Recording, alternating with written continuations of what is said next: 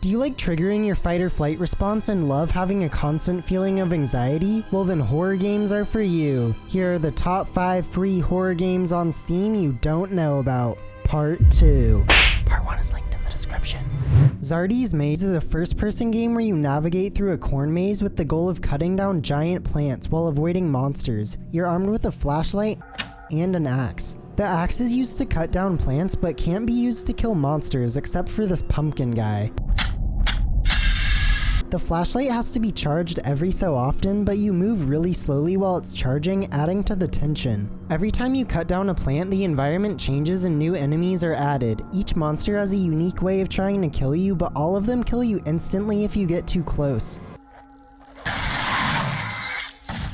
There's a wonderful sense of tension as you're both trying to progress to the next plant, but also avoiding monsters as you make your way over there. The maze is only made up of right angles, so every time you turn, you don't know if something will be around the corner. The sound design keeps everything tense as you'll constantly hear noises from the monsters, letting you know where and how close they are.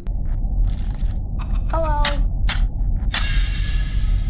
If you're surrounded by monsters or think it'll be faster, you can cut through the cornfield at the cost of not really knowing where you're going and slower movement speed. If you're looking for a challenging game with a constant sense of suspense, then I recommend Zardy's Maze.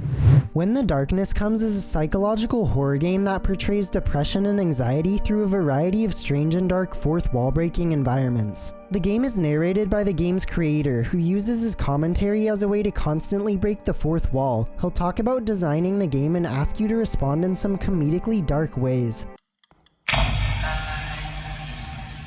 One of the most unsettling moments was when my actual desktop screen was in the game, as if the game was just playing with me. Though it did break my immersion a bit when it thought my name was Keena. Just one more N. The environments are all very different from one another and are essentially playable metaphors for depression and anxiety. Congratulations, you just won the game. No, I'm not right. That person was a very good idea. The game always attempts to make you doubt yourself by asking you really deep questions and trying to manipulate your emotions. The gameplay is quite varied throughout the whole experience, ranging from simply observing scenes to exploring environments. Each chapter of the game focuses on a different theme, which made me want to see how the next symptom would be represented. If you're looking for a fourth wall-breaking, story-driven experience that tries to represent mental health in a playable way, then I recommend When the Darkness Comes.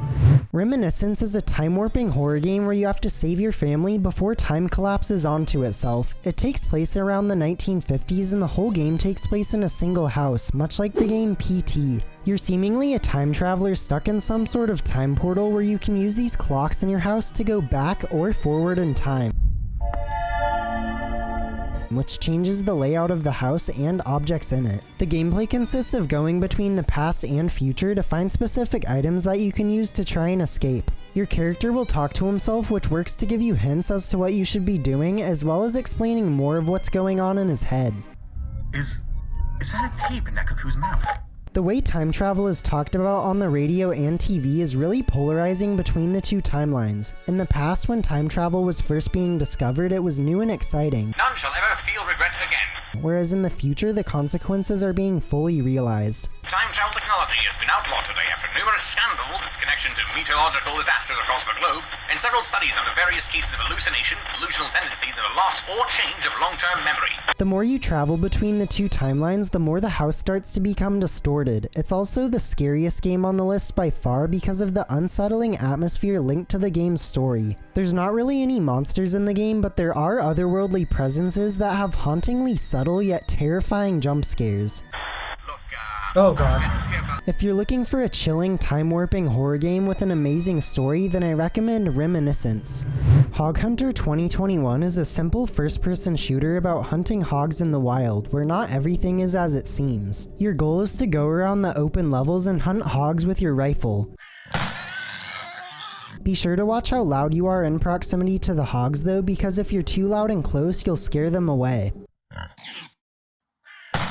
You can reduce your noise level by crouching and can move faster by sprinting. The first of the game's 2 levels is set during the day and the second is set at night, giving you much less visibility. If you do some exploring, you can find a mask that lets you see where the hogs are, as well as these mysterious symbols linked to the game's ending. If you're looking for a hunting horror game, then I recommend Hog Hunter 2021. Rough Night at the Gallery is a first-person game where you explore an art gallery in search of keys while avoiding dog paintings. The game plays out like a perspective puzzle where you have to get every key in a room while maintaining eye contact with the paintings, unless you go behind a wall. Basically, you never want to turn your back to a painting if you would still be able to see it otherwise. The paintings will teleport to a new location every time your sightline is blocked.